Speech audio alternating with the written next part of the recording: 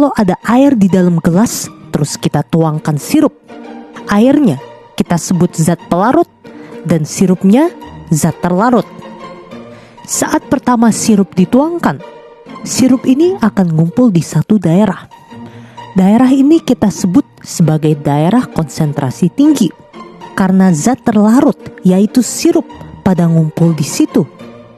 Jadi konsentrasi sirup tinggi di situ. Lalu kalau kita diamkan, sirup ini akan menyebar ke daerah di sekitarnya yang gak ada zat terlarut, yaitu sirup, yang isinya air doang. Jadi bisa dibilang konsentrasi sirupnya rendah di sini. Daerah ini namanya daerah konsentrasi rendah. Perpindahan sirup tadi adalah contoh difusi, yaitu perpindahan zat terlarut dari daerah konsentrasi tinggi ke rendah. Isi wadah dengan air, lalu pisahkan dengan sebuah penghalang.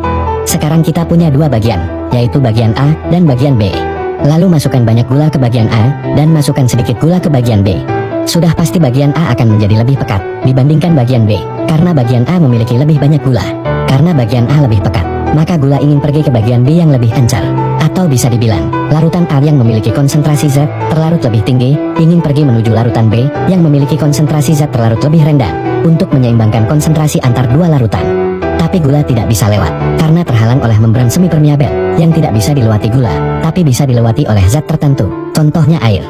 Tapi karena bagian A memiliki lebih banyak gula, maka komposisi air pada larutan bagian A menjadi kecil, dan larutan bagian B memiliki komposisi air yang lebih banyak, karena gulanya sedikit. Maka air pada larutan B akan pergi ke larutan A, karena larutan B memiliki konsentrasi air yang lebih tinggi daripada larutan A, hingga terjadi kesetimbangan larutan. Baiklah, di sini saya akan menjelaskan apa itu difusi dan osmosis.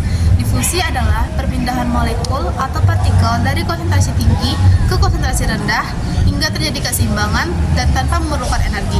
Sedangkan osmosis adalah perpindahan pelarut melalui membran semipermeabel dari konsentrasi rendah ke konsentrasi tinggi hingga terjadi keseimbangan.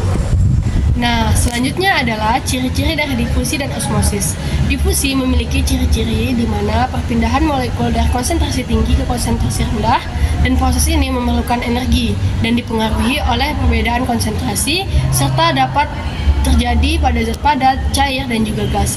Pada osmosis memiliki ciri-ciri di mana perpindahan molekul dari konsentrasi tinggi ke konsentrasi rendah. Proses ini bertujuan untuk menyeimbangkan dua sisi membran, dan proses ini tidak memerlukan energi. Selanjutnya adalah contoh difusi, yaitu pertukaran gas melalui paru-paru ke seluruh tubuh, di mana saat kita menghirup udara, yaitu kita menghirup udara dengan konsentrasi yang lebih tinggi lalu menyebarkannya ke daerah yang berkonsentrasi lebih rendah, yaitu seluruh tubuh.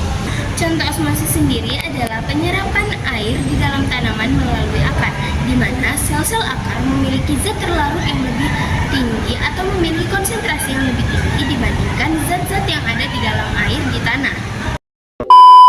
Sekian dari kami. Mohon maaf atas segala kekurangan.